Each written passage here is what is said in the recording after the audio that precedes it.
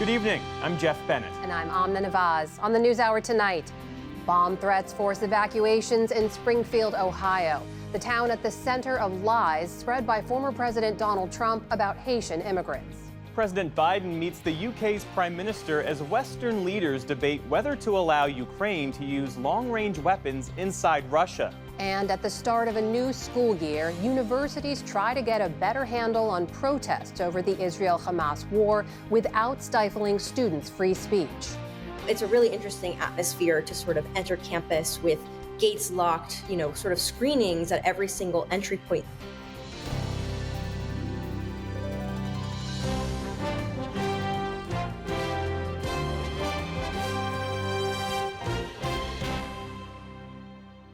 Major funding for the PBS NewsHour has been provided by the ongoing support of these individuals and institutions, and friends of the NewsHour, including Jim and Nancy Bildner, and the Robert and Virginia Schiller Foundation, the Judy and Peter Bloom Kovler Foundation, upholding freedom by strengthening democracies at home and abroad.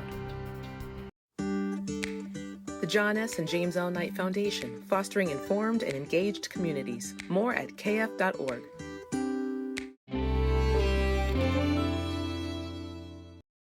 And with the ongoing support of these individuals and institutions.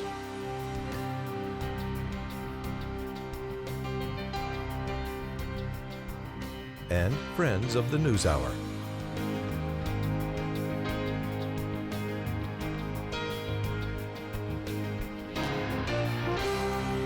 This program was made possible by the Corporation for Public Broadcasting and by contributions to your PBS station from viewers like you. Thank you. Welcome to the NewsHour. After facing off earlier this week on a Philadelphia debate stage and standing together in New York for the September 11th anniversary, former President Donald Trump and Vice President Kamala Harris are on opposite ends of the country today. Harris is focusing her energy on speaking to Pennsylvania voters tonight, while Trump spoke to reporters at his golf club on the California coast. There, the former president escalated his attacks on Haitian immigrants in Springfield, Ohio. Laura Barone Lopez has this report. It was the single biggest. Outside of Los Angeles today, former President Trump railed against California Governor Gavin Newsom, claimed President Joe Biden hates Kamala Harris, and attacked ABC for fact-checking him at the debate. I was right about the crime stats going way up.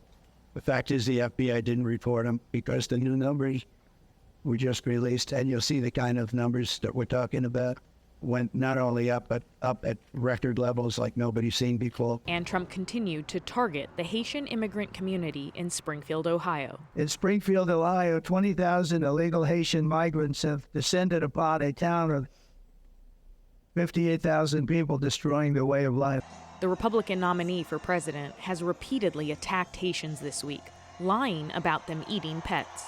Recording of 911 calls even show residents are reporting that the migrants are walking off with the town's geese. They take in the geese. You know where the geese are? In the park, in the lake. And even walking off with their pets. My dog's been taken. My dog's been stolen. This can only happen. These people are the worst. I'm telling you. Yesterday, a bomb threat prompted the Springfield City Hall to evacuate. And today, 2 elementary schools and a middle school face the same threats, prompting evacuations and closures. City officials have consistently denied any credible reports of pets being harmed by immigrants. Most of the Haitian migrants in Springfield are there legally, and many are there under temporary protected status. Still, Trump and his running mate, J.D. Vance, doubled down Friday, with Vance suggesting that the Haitian immigrants were bringing diseases to Springfield. On the South Lawn of the White House today, President Biden condemned the attacks on the Haitians in Springfield. Simply wrong. There's no place in America. This has to stop. Though much of Trump's speech in Tucson, Arizona last night repeated baseless claims about migrants, he also made a new promise to working-class voters. I'm also announcing that as part of our additional tax cuts, we will end all taxes on overtime. You know what that means? Think of that. At a campaign rally in Michigan on Thursday, Governor Tim Walz dismissed Trump's baseless claims about the Haitian immigrants. He said a lot of weird stuff too, so I'm just going to say that. And that was, you tell me you had this on your bingo card, and they're eating cats, And in North Carolina last night, Vice President Harris took aim at Trump's debate performance, highlighting his promise to get rid of the Affordable Care Act. And as he said in the debate, he made clear he has no plan to replace it. In fact, you remember? Concept. You remember? He has, quote, concepts of a plan. Harris left D.C. today for Pennsylvania, making a stop at a small business in Johnstown before heading to a rally in Wilkes-Barre tonight. Got to earn every vote. And that means spending time with folks in the communities where they live. And so that's why I'm here. We're going to be spending a lot more time in Pennsylvania. And Laura is here with us in studio alongside Lisa Desjardins. So Laura, when the vice president says we have to earn every vote, what does that look like for the Harris campaign in this post-debate phase? Well, the Harris campaign says that they are in a, quote, more aggressive phase of the campaign since the debate. They've launched 3 new ads since the debate, all highlighting exchanges in that debate, including ones on abortion, as well as Harris saying that she wants to represent all Americans. They're also doing more targeted interviews, Jeff. Harris did one today with a local Pennsylvania anchor. She's going to be joining a live stream next week with Oprah Winfrey that is going to be with a lot of local grassroots groups, including ones that are targeting Black voters, Latino voters, rural voters, you name it, across the board. And so her campaign is trying to make her available much more in the battleground states. She's also expected to potentially sit down with the National Association of Black Journalists as early as next week, because right now, even though she is still trying to reach undecided voters, that small sliver, Jeff, she very much is trying to close that enthusiasm gap that President Biden had with the key elements of her base. I want to ask you about this far-right activist, this woman, Laura Loomer, who's been traveling with Donald Trump. Who is she, and why does she have Donald Trump's ear? So Laura Loomer is well known to us at the NewsHour as well as to politicians and reporters across the board, but she's not as well known to most Americans, Jeff. She is a far-right activist who ran unsuccessfully for Congress. She's an online conspiracy theorist who has described herself as, quote, a proud Islamophobe and, quote, pro-white nationalism. She recently also spread lies about Haitian immigrants eating pets in Ohio, and she also recently made racist comments about Kamala Harris on social media site X. She said, if Kamala Harris wins, the White House will smell like curry, and White House speeches will be facilitated with a call center, and the American people will only be able to convey their feedback through a customer satisfaction survey at the end of the call, and nobody will understand. That's received a lot of backlash from Republicans as well as Democrats. And why does it matter, Jeff? Because she traveled with the president to the debate as well as on September 11th. And she is also a known 9/11 truther, has spread conspiracy theories about 9/11.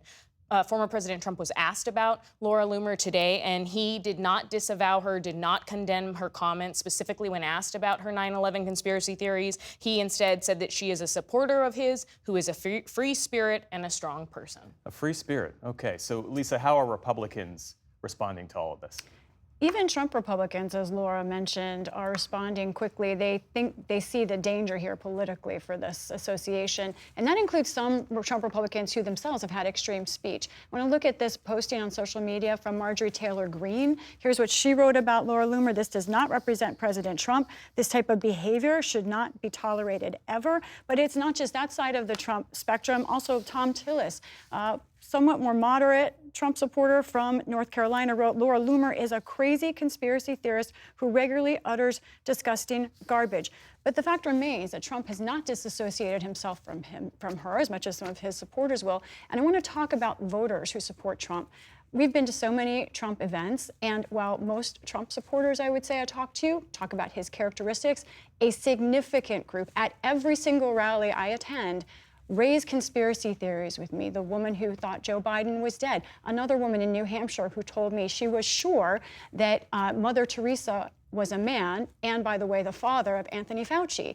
These would be laughable things, except these are very widespread. I talked to someone who studies conspiracy theory today about when these kinds of things can take hold. Generally speaking, conspiracy theories are more likely to form for big, frightening, dangerous events. than smaller events. So if there's an event that you view as very threatening, say you think that the other political candidate is going to destroy your way of life, if they win, you're more likely to believe conspiracy theories about that. And JP and I talked about, and she raised the fact that Trump has literally said that if he is not elected, U.S. democracy itself will end. And he himself has put conspiracy theories out there. So this does not happen in a vacuum. We also heard in Laura's report Donald Trump rail against FBI crime statistics. I know you've been doing some reporting on this. What have you found? We're going to get in this more deeply ahead, but this is a good chance to set the table on this. Now, Trump is pointing to FBI statistics and saying they're not the best ones. So let me look at the two different kinds of statistics he's talking about. First, the FBI uses what's called uniform crime reports.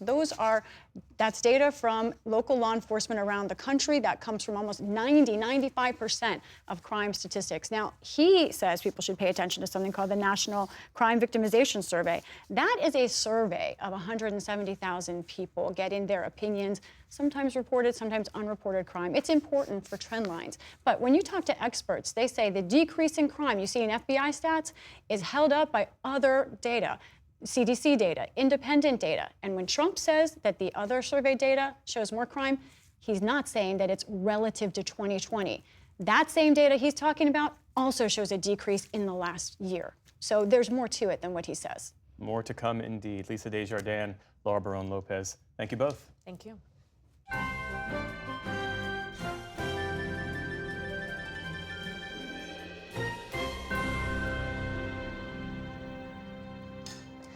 In the day's other headlines, more than 30,000 factory workers at Boeing went on strike today, all but shutting down production of several of their top-selling planes, including the 737 MAX. Let's go! They hit the picket lines before sunrise in Washington state, home to Boeing's largest workforce. Union members there overwhelmingly rejected a contract that would have increased wages by 25%, far short of the 40% they wanted. This is about respect, this is about addressing the past, and this is about fighting for our future. Boeing has to stop breaking the law, has to bargain in good faith, and we will be back at the table whenever we can get there to drive forward on the issues that our members say are important. It's unclear how long this stoppage will last, adding to Boeing's troubles this year. In January, a door panel on one of its passenger jets blew out mid-flight, and 2 astronauts are still stuck at the International Space Station after their Boeing spacecraft was deemed unsafe to bring them home. In California, firefighters say they've made progress battling 3 blazes in the Los Angeles area thanks to cooler temperatures. The largest is the Bridge Fire, which has scorched 81 square miles and destroyed 33 homes in the mountains east of LA. Some residents have been able to return to their communities, only to see their homes and belongings reduced to ash. It's tough. You know, we lost a lot of our holiday stuff, Christmas, obviously decorations. We don't have anything for Christmas. We lost, kids stuff, tools. This one just came so fast. I don't think anybody was prepared to move as fast as it had come. Meantime, over 85,000 people across Louisiana remain without power after Hurricane Francine. Remnants of the storm are forecast to bring more rain and flooding to the south this weekend. Returning to politics, in rare remarks to reporters about the U.S. presidential election, Pope Francis was critical of Vice President Harris's abortion rights stance and former President Trump's xenophobia towards migrants, calling them both, quote, anti-life. The pontiff did not refer to Harris or Trump by name, but referenced the difficult choice for U.S. voters. In genere si dice che non votare è brutto. Generally, it is said that not voting is ugly. It is not good. You must vote, and you must choose the lesser evil. Who is the lesser evil? I don't know. Everyone in conscience, think about it, and do this. Although rare, it wasn't the first time Pope Francis weighed in on a U.S. election. In 2016, he said Trump's plan to build a wall along the U.S.-Mexico border was, quote, not Christian. North Korea today gave a rare glimpse into one of its secret facilities that produces weapons-grade uranium, images of their nuclear capability not seen by the outside world in nearly 15 years. The undated photographs show the country's leader, Kim Jong-un, touring rows of centrifuges at the undisclosed facility. State media reported that Kim stressed the need to, quote, exponentially increase the country's nuclear supply. The White House said today that it's continuing to monitor North Korea's nuclear ambitions, including its ballistic missile technology. The State Department slapped new sanctions against Russian state media known as RT. It accuses the outlet of working with the Russian military and raising funds for weapons and equipment, going beyond past sanctions for spreading propaganda and disinformation. At a briefing in Washington, Secretary of State Antony Blinken warned of RT's influence around the world. RT wants its new covert intelligence capabilities, like its long-standing propaganda and disinformation efforts, to remain hidden. Our most powerful antidote to Russia's lies is the truth. It's shining a bright light on what the Kremlin is trying to do under the cover of darkness. The sanctions include RT's parent company, TV Novosti, and other Russian state-run media. 3 U.S. citizens were sentenced to death by a military court in Congo today. They're among 37 defendants who were convicted for their role in a failed coup back in May. The coup leader's son was one of the 3 Americans sentenced. Marcel Malonga said it was his first time in Congo and said his father threatened to kill him if he didn't participate. His former high school football teammate, Tyler Thompson, was also sentenced, along with Benjamin Zalman Polin, who reportedly knew the elder Malonga through a gold mining company. All of the defendants have 5 days to appeal. To the fallout from the war in Gaza now, another top Israeli commander has resigned over the military's failure to stop or prevent Hamas's October 7th attack. Yossi Suriel is the second top intelligence official to step down this year. But despite rising calls for accountability, Prime Minister Benjamin Netanyahu says any hindsight into the failures of that day should wait until after the war. The World Health Organization has approved the use of a vaccine to combat Mpox in adults, paving the way for some of the most vulnerable people in the world's poorest countries to get protection from the virus. Supplies are limited. Bavarian Nordic is the only manufacturer of the vaccine. So the WHO says it will create a mechanism to fairly distribute them along with tests and treatment. The WHO also said people under 18 may use the vaccine in an outbreak where the benefits outweigh the potential risks. Wall Street closed out its best week of the year as investors look forward to the Federal Reserve's decision on rate cuts next week. The Dow Jones gained nearly 300 points, coming close to its all-time high. The Nasdaq tacked on over 100 points to finish higher for a 5th straight day. The S&P was up 30 points. And mail trucks in America are getting a much-needed makeover, sort of. The U.S. Postal Service has rolled out its next-gen delivery vehicles, for now just in Athens, Georgia. They are taller and boxier than ever before, but despite their awkward shape, drivers couldn't be more thrilled to ditch the older models, which date all the way back to 1987. At first glance, it's different. However, it's designed in a way that you can tell that they didn't have appearance in mind. They had safety, they had the way we maneuver, they thought everything through. Most of the trucks are electric, and they are finally equipped with air conditioning, critical for those hot summer routes. The fleet will expand to 60,000 vehicles over the next few years. Still to come on the News Hour, the push to restore the UK's military might. Jonathan Capehart and Ramesh Ponnuru weigh in on the week's political headlines. And a designer makes his mark on the art world one button at a time. This is the PBS NewsHour from WETA Studios in Washington and in the West from the Walter Cronkite School of Journalism at Arizona State University. Today, the leaders of Ukraine's 2 most important allies are meeting in Washington. President Biden and British Prime Minister Keir Starmer have many topics on their agenda, but there is particular attention on coordinating support for Ukraine and allowing Kyiv to use American and British long-range missiles to hit targets deep inside Russia. Nick Schifrin is here following that story. So, Nick, how are the U.S. and the U.K. trying to coordinate their overall strategy for Ukraine? Jeff, Ukraine and its partners have a strategic goal to try and convince Russian President Vladimir Putin that Ukraine and its soldiers can outlast Putin, can outlast Russia, and with the help of Western weapons, inflict massive casualties on Russia's military on the battlefield. And today in the White House, President Biden said the U.S. and the U.K. were, quote, working together to ensure Putin doesn't win.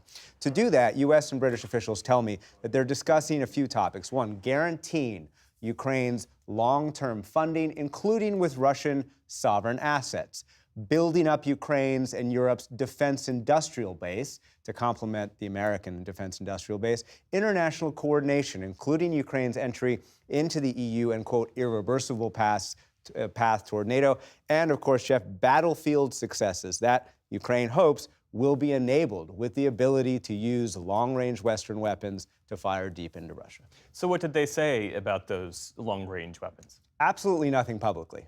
Senior U.S. officials insist that President Biden still has not made any decision whether to lift restrictions on Ukraine's use of ATACMS, which have a range of 190 miles to be able to be fired deep into Russia. There's a debate.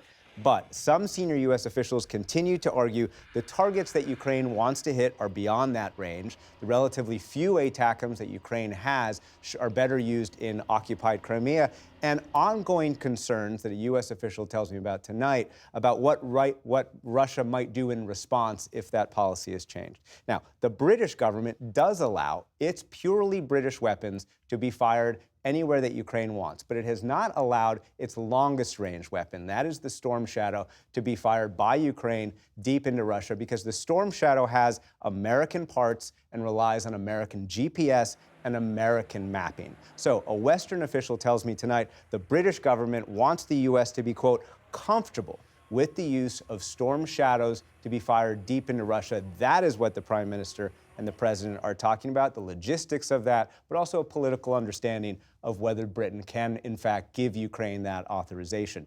If there's an agreement, Jeff, though, do not expect it to be announced publicly. A Western official tells me, quote, the first announcement of this policy will land when the first missile lands in Russia. Now, as for that U.S. concern about escalation, well, Putin threatened exactly that in comments yesterday. If this decision is made, it will mean nothing less than the direct participation of NATO countries, the United States and European countries in the war in Ukraine. This, of course, significantly changes the very essence, the very nature of the conflict. We will make appropriate decisions based on the threats that will be created for us.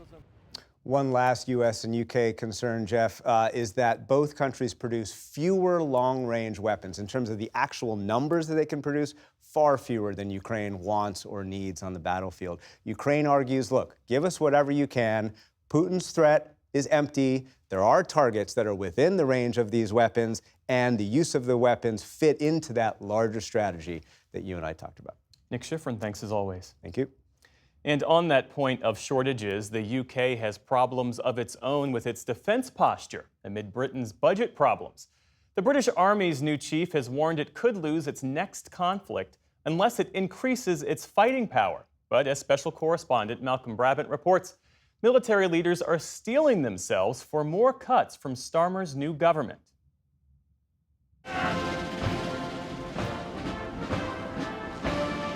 When it comes to ceremonial duties, British forces are arguably the best in the world.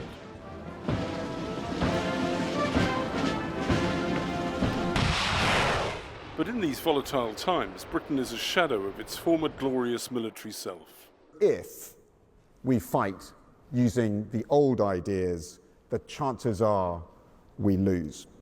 Pictured receiving a gallantry medal from Britain's late Queen is Sir Rowley Walker, the new head of Britain's army, which hasn't been this small for over 2 centuries. Britain's top soldier says it's time to wake up and revolutionise.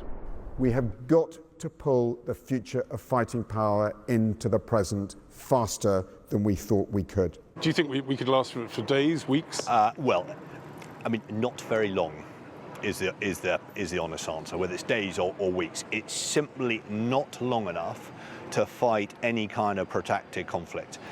Military analyst Rupert Jones was once Britain's youngest general, who helped to orchestrate the defeat of Islamic State in Syria. British Army's equipment is in a poor state. Now, it is getting better, but I was using equipment that my father had used, and some of that equipment is still in service today. That is simply not okay.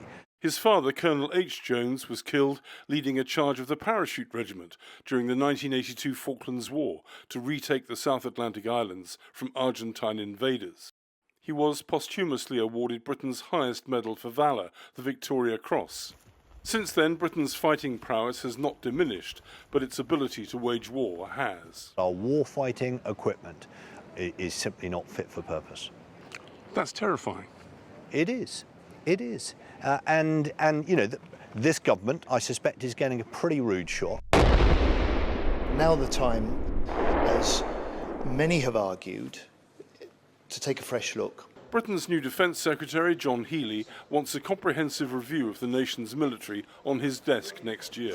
To reset our priorities, to make sure that we assess the threats we face, the capabilities we need, so that we can better defend Britain and Britain can become a better ally. A strong UK is just tremendous for the West, tremendous for America. Robert O'Brien was President Trump's national security advisor. He says if Trump wins the election, he'll want Britain to raise its military budget to 2.5% of GDP. The sooner we can get to a 2.5% defence spending level in the UK, the more secure the free world will be. But Britain's new Labour government says it's inherited a $30 billion black hole in the country's coffers, although their opponents say that they have contributed to the shortfall by awarding inflation-busting pay rises to state employees. But because the party has a tradition of prioritising social issues over defence, military leaders are bracing themselves for more cuts. Especially as the Prime Minister, Keir Starmer, has assiduously avoided his predecessor's commitment to hit the 2.5% target by 2030. There is a budget coming in October, and it's going to be painful. We have no other choice, given the situation that we're in. Things will get worse before they get better. Defence experts are warning that the axe may fall on Tempest, the sixth-generation stealth fighter that Britain is developing with Japan and Italy. It's due to enter service in 2035. If the Tempest project is grounded, it'll be, in part, because of the cost of donating Challenger tanks and other weaponry to Ukraine. This is Russian video of a Challenger being attacked by a drone. A clash of high-tech militaries has taught all of us a great deal about how to fight in the future. And perhaps how to save money. Boosted by artificial intelligence, swarms of drones like these recently underwent what the British government trumpeted as successful trials, with American and Australian partners striking multiple targets. While Britain's normally secretive Defence Science and Technology Laboratory has posted this video lauding its 15 sensor-shot lasers. We're here to carry out some trials with the system. It's a capability, a laser-directed energy weapon to take down targets. We have a radar surveillance system which provides the soldiers with a feed of different targets in different locations. Drones are now becoming a really popular use. They're very cheap and very easy to deploy, and you don't want to be using a very expensive weapon like a missile to be taking down a drone. Earlier this year, Britain's Dragonfire system achieved the nation's first high-powered firing of a laser weapon against aerial targets. Dragonfire is due to be deployed on British warships in 3 years' time. Western scientists are constantly trying to keep one step ahead of potential adversaries. Defence spending now accounts for 7% of Russia's annual budget. Against this backdrop, Britain's army is hamstrung by ammunition shortages and antiquated armour. Its top general says the army must double its fighting power within 3 years, by which time the nation must be prepared for war. If we can double and then triple our fighting power, any British land force will be able to destroy an enemy force at least 3 times its size and keep on doing that. And that way, we will have every confidence in being ready and able to fight anyone and win. Do you think people are sleepwalking into the next war?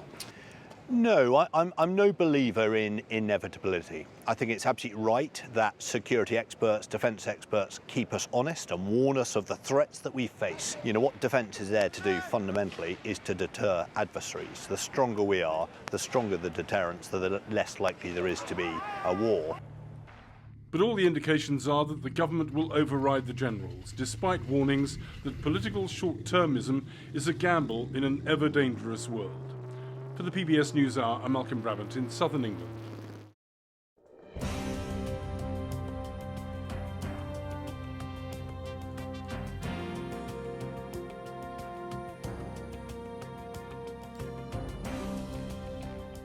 As college students head back to campus for the new academic year, universities are rolling out new rules as they prepare for more protests over the Israel-Hamas war.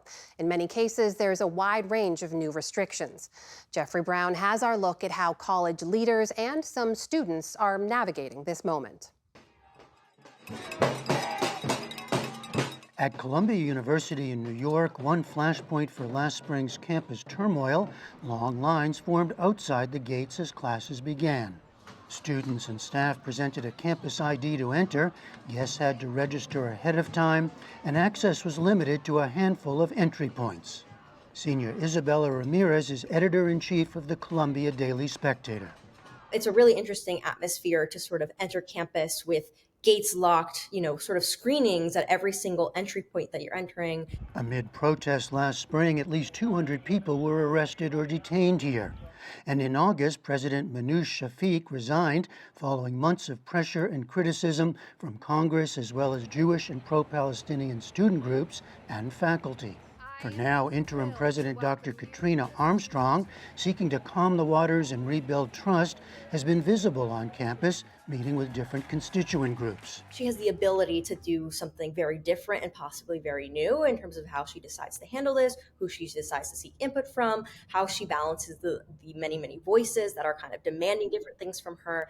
I'm curious how, protesters will receive Armstrong. It's a dynamic at play around the country as administrators seek to avoid a repeat of the spring, when more than 3,000 people were arrested or detained on campuses, including students and protesters not affiliated with universities. Many charges were never filed or have since been dropped, though not all, and some students have brought lawsuits in response to punishments handed down. So far this semester, a relative calm, though at the University of Michigan, 4 were arrested for attempting to disrupt a student event. Let us speak! Let us speak! And as classes began at Cornell, some 150 pro-Palestinians protested. With the summer to take stock, colleges have implemented a variety of policies: tighter security, limiting the duration of and designated areas for protests, and notably banning encampments, a step taken by the entire University of California system. Encampments on campus are not allowed. Erecting structures that haven't been permitted on the front end is not allowed. Rich Lyons must now implement the policy as the new head of UC Berkeley. And we're going to be much firmer about this is completely supported free speech. And when you go into this category, it is in fact either sometimes unlawful and sometimes against our rules. And we need to manage that more effectively than we did last year. You need to manage it more effectively, meaning better understanding of the rules, more compliance with the rules? What do you mean? I think better understanding of the rules is part of it. Do our students really understand the difference between, free speech and civil disobedience? Have you crossed a line? Historically, people think of civil disobedience as I've civilly disobeyed and I accept the consequences. And that's not always clear on our campuses in our students' minds. I think that needs to be clearer. Lyons and others stress to us the need for better communications and more consistency while making room for free debate. In Washington, D.C., American University President Jonathan Alger, also in his first year on the job, is in the process of updating campus policies. No final decision has been made on encampments. We wanted to wait until our students and faculty and staff were back on campus so that they could have the opportunity in forums to share their thoughts and ideas. We've had a very open and transparent process. We've shared our policies, draft policies publicly to get feedback and insights from the university community. At Harvard, which saw the resignation of President Claudine Gay last January, new university rules include stricter limits on unapproved signs, writing on university property, and noise levels, angering some students. Harvard has retaliated with draconian measures. Sophomore Mahmoud Al-Thabata, an organizer with Harvard's Out of Occupied Palestine Coalition, says protests and other actions will continue. You will see strategic measures in order for one, to escalate to a measure that is appropriate and to escalate to a measure that does have the most effectiveness on campus, but as well as escalate to make sure that our community is safe and our organizers are safe. Jewish students, too, are seeking new ways to organize. University of Michigan sophomore Dan Vitterman started a student supporting Israel chapter and is heavily involved in Jewish life on campus. We held a Nova Music Festival Survivor on campus just last week. And after the event, a lot of the feedback that we had all received was like, wow, we knew kind of what happened, but we didn't realize the atrocities and the real damage of what was done there in Israel on October 7th. I think this year, our strategy is just engage in those conversations and just talk to those people. As students navigate how best to use their voices, some institutions like Washington University in St. Louis, which saw roughly 100 people arrested in April, are sticking to rules already in place. Chancellor Andrew Martin. We were one of the few universities in the country that said very early on in the spring that there'd be no encampments on our campus. And when folks started with the encampments is when we chose to use our police force to ensure that those encampments weren't set up on our campus. If someone were to try to come and do the same thing today, we would respond in the same fashion. So we really haven't changed our policy approach. One hope we heard expressed to make this a learning and teaching moment, one that goes to the heart of what colleges are for. Our goal is not to make ideas safe for students. It's to make students safe for ideas. We are platforms for difficult ideas to match up against each other and have it out in an idea sense, but not in a personal violence sense. So we need to manage those things. I think universities across the country and world have got better over the last year at that. We are obligated to protect students from discrimination, from facing a hostile environment. And so there are some limitations associated with that. Having said all that, free expression is a bedrock of American higher education, and we know we have got to underscore the importance of that, even when it's difficult. A goal and ideal that will no doubt be further tested, especially as the anniversary of the October 7th attack approaches and the war continues. For the PBS NewsHour, I'm Jeffrey Brown.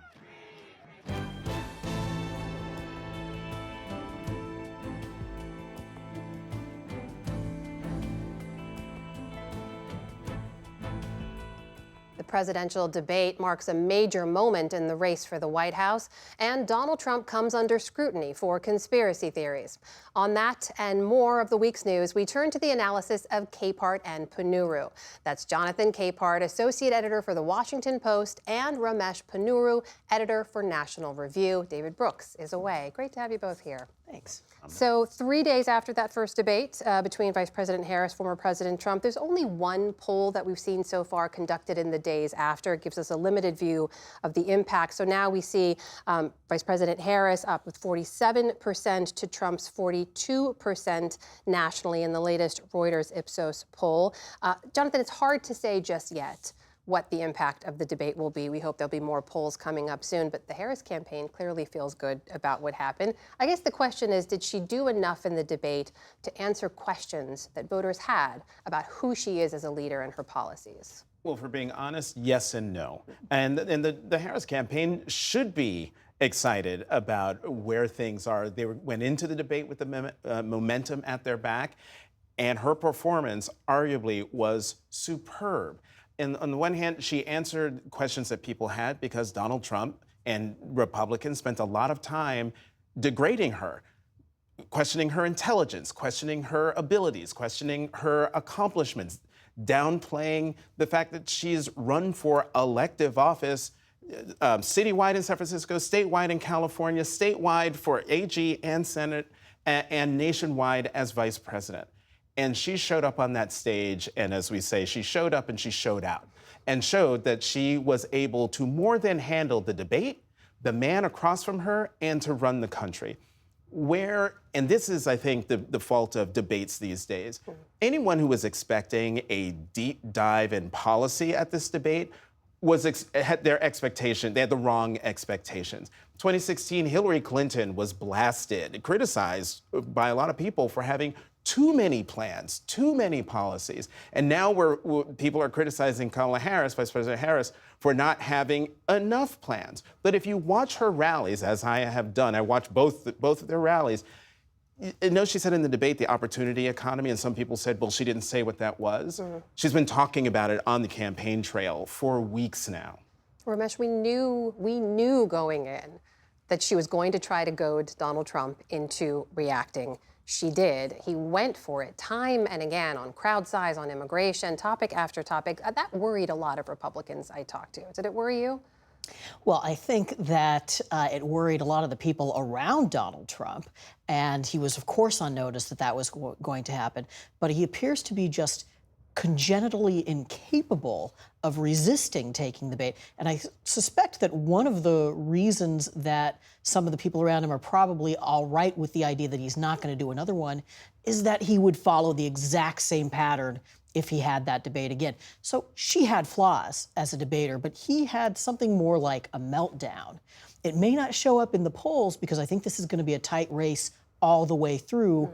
But there's no question who did better and who did worse in that debate. So you don't believe it'll show up in the polls? Do you think that debate will have any impact on his support? I think that anything that happens in this race is going to have a small effect on the overall numbers, but that could still be a big effect in terms of the percentage of undecided voters that are still out there, because this is trench warfare, and it's, I think, going to stay that way through the end of the election. You agree with that, Jonathan? And do you think they should debate again? Absolutely. Well, do you think? Yeah, I want them to debate again. And look, as an American, I would like for them to debate again. And I would like for that next debate to actually be focused on policy. But as Ramesh just pointed out, Donald Trump is congenitally incapable of not dealing in grievance. And one of the great things Vice President Harris did on that debate stage was she threw out the bait, he took it, he threw some stuff back, she pivoted and talked about what she wanted to do. And I would like another debate between the two of them so we can talk about things like, okay, you both say you want to no longer tax tips. How's that going to work? Today he's talking about no more taxes on overtime. I'm sorry, really? Or how about let's talk about his tariffs plan? Have her explain more about the opportunity economy and how you're going to pay for it. But that ain't ever going to happen. Well, let's talk about the other big story Lisa and Laura were reporting on earlier as well, and that is Mr. Trump and Mr. Vance's repeated remarks about the population, the Haitian immigrant population in Springfield, Ohio, repeating lies about the population there, and that's now led to real threats against people in the community, bomb threats, schools being evacuated. Also paired with his association with a woman named Laura Loomer, who traffics in racism like this online, recently tweeting that the White House will smell like curry if Kamala Harris was elected, also echoing messages of white supremacists talking about great replacement theory. Jonathan, this is not a secret meeting that Mr. Trump is having with someone at Mar-a-Lago. She's traveling with him. What message does that send? It's an ugly message. It's a reprehensible message. I want to take folks back to 2008 when Barack Obama was about to announce his candidacy for the presidency, and tapes came out from sermons from his former pastor, Jeremiah Wright, caused a firestorm in his campaign, pushed him to give one of the best political speeches in American history and the best speech on race in the country. To save his campaign, he was being roundly criticized. 2008. Here we are in 2024, and a former president and current presidential nominee is flying around with a conspiracy theorist after folks know what she has said and what she has done. Could you imagine if Jeremiah Wright had gotten off of Barack Obama's plane days and weeks after those sermons came out? You can't imagine it because it would not have happened, and it did not happen. It is reprehensible and shameful that Republicans are not demanding of Donald Trump what, quite frankly, the nation demanded of Barack Obama in 2008. Donald Trump should be held accountable. He should be held to account for associating himself with this person. And if he doesn't want to, if he wants to embrace and literally rhetorically embrace her, then do that. But I think Republicans need to step out and loudly condemn him for what he's doing. It's horrible for their party, but it's even more damaging for this country. Ramesh, what's your take on this? Well, she has come under some pretty severe criticism from even Marjorie Taylor Greene, who is herself a firebrand. And Marjorie Taylor Greene said that Loomer does not speak for Trump, does not speak for MAGA, does not speak for the Republican Party. Well, if Trump believes that, he can say that, and he hasn't. What he's said so far is simply that he disagreed with her statement, presumably the racist one about curry, which, by the way, smells great. And what he didn't say was anything like, this is disgusting, I had no idea she was this kind of person. He doesn't care about that sort of thing. As long as she supports him, that makes her a good person in his eyes. Again, we've heard, as you mentioned, Marjorie Taylor Greene saying this doesn't represent the party, but Donald Trump is the leader of the party. He is their presidential nominee, and we haven't heard a lot of outcry from other Republicans. Does this now represent the party? Because the problem, if these Republicans denounce Loomer's obviously not the problem. The problem is a candidate whose sense of judgment and whose sense of decency doesn't preclude associating with a 9/11 denier, with a racist, with a conspiracy theorist. As long as she supports him, he thinks that that's fine. So the relevant trend here worth digging into is this yawning gender gap I've been keeping an eye on. It's 18 points between the candidates by one measure. That's larger than it was in 2020, larger than it was in 2016. We know women vote in larger numbers than men in presidential elections, on top of the Taylor Swift endorsement. I'm just working that in here. Is there anything that either of you see changing that would close that gap? Jonathan? I wonder how much the fear-mongering that Donald Trump is engaging in will pull some of these women back. And I want to be clear about something. There's always been a gender gap, but a lot of it has been driven by the fact that Black women, African-American women, have been solidly in the camp of Democrats. The fact that the gender gap is widening says to me that white women are moving in the Harris direction. Whether they stay there is another thing. And one data point that everyone should keep in mind, remember, no Democrat running for president has won a majority of the white vote since 1964. Young Hispanic men, young African-American men have also shown some signs of being more open to Trump. That's also expanding the gender gap. One other thing to watch in this is what happens with married women and married men versus single women and single men, because that's another gap, a marriage gap. With married women in 2020, they narrowly went for Trump. Is that going to happen again, or are they going to be turned off by him? 30 seconds left. Do you see anything coming from former President Trump that speaks to that demographic right now? I think that it is very hard to ascertain what Trump's strategy is at the moment. The thing that he needed to do at the debate, for example, was define her, and he was too busy talking about himself to do that. Ramesh Ponnuru, Jonathan Capehart, great to have you both here. Thank you so much. Thanks, Anna. And we'll have much more coverage of the presidential race online, including a conversation with two linguists about what Trump and Harris's respective speaking styles say about them as candidates.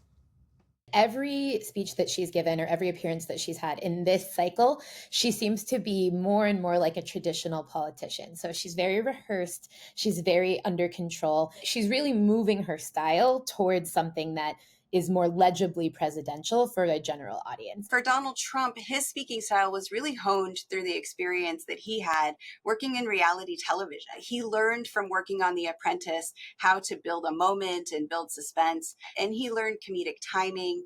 Through his rallies, he has certainly learned how to interact with the crowd. He spends a lot of time cultivating his style. You can find that full conversation on our YouTube page.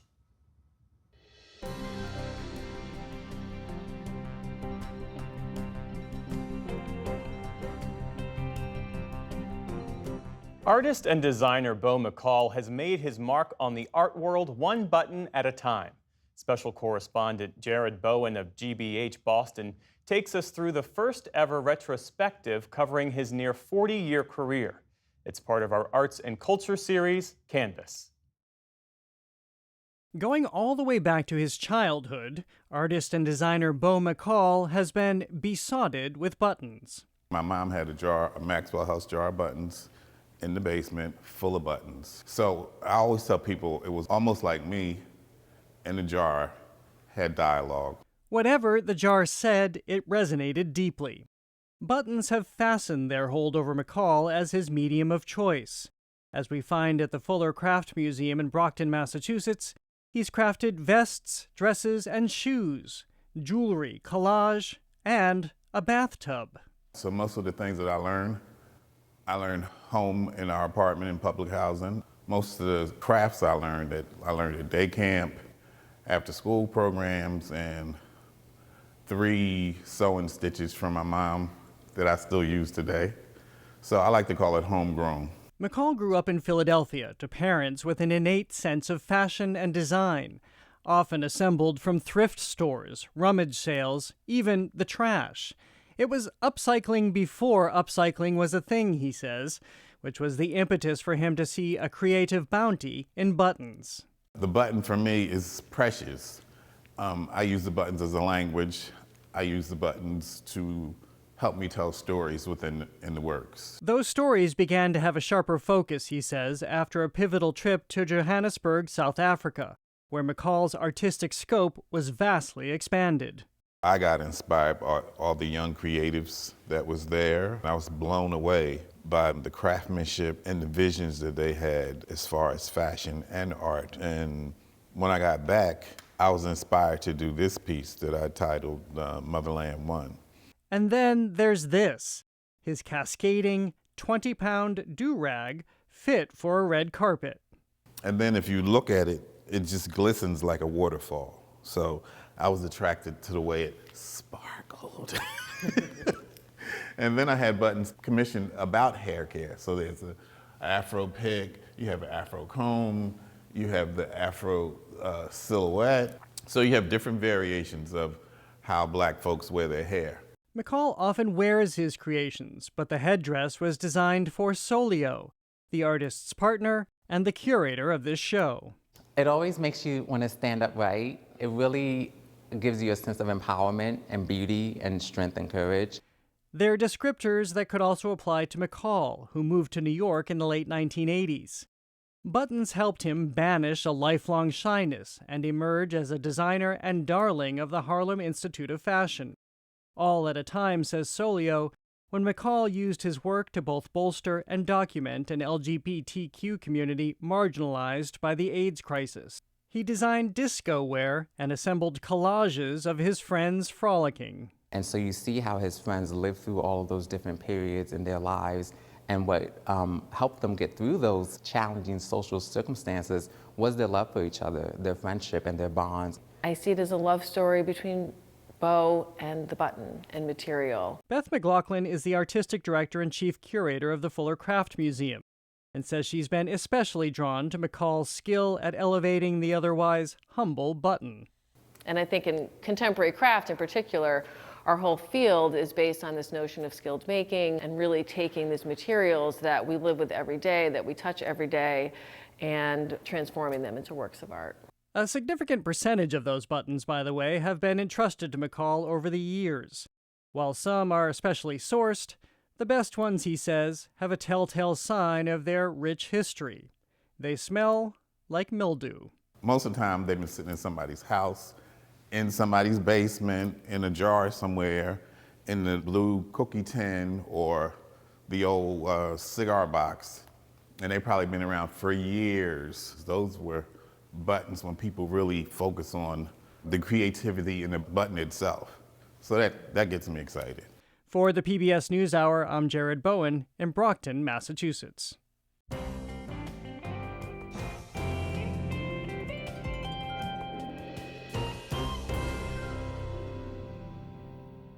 And be sure to tune in to Washington Week with The Atlantic tonight.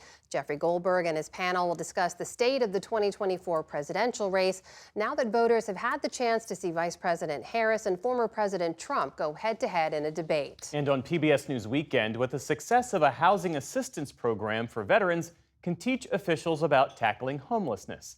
And that is the NewsHour for tonight. I'm Jeff Bennett. And I'm Amna Nawaz. On behalf of the entire NewsHour team, thank you for joining us and have a great weekend. Major funding for the PBS NewsHour has been provided by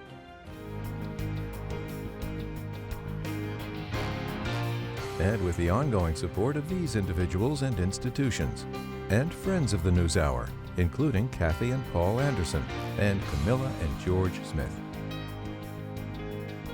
The Walton Family Foundation, working for solutions to protect water during climate change so people and nature can thrive together. The William and Flora Hewlett Foundation, for more than 50 years advancing ideas and supporting institutions to promote a better world at hewlett.org. And with the ongoing support of these individuals and institutions.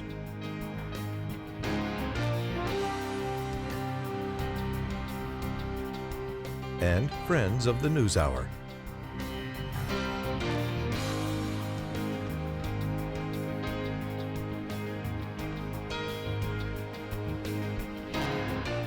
This program was made possible by the Corporation for Public Broadcasting and by contributions to your PBS station from viewers like you. Thank you.